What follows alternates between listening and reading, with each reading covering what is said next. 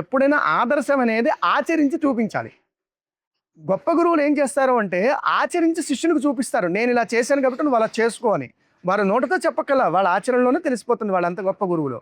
శంకరులు కూడా అలాంటి వారు. ముందు అతను ఆచరించారు, గురువుని స్వీకరించాలి అని ఆచరించి చూపించారు. రెండవది, ఈ గురు పరంపర ఇక్కడతో మొదలవలేదు.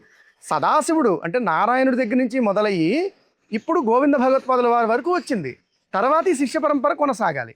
అందుకే నేటికి కూడా భారతావనిలో చతురామ్నాయ పీఠాలలో ఇప్పటికీ శంకరుల ద్వారా స్థాపించబడిన పీఠాల్లో ఆ శంకర పరంపర నేటికి విచ్ఛిన్నం అంటే ఎక్కడ ఆగిపోకుండా నేటికి కొనసాగుతుంది. అందుకే మనం వారిని అంత గౌరవిస్తాం.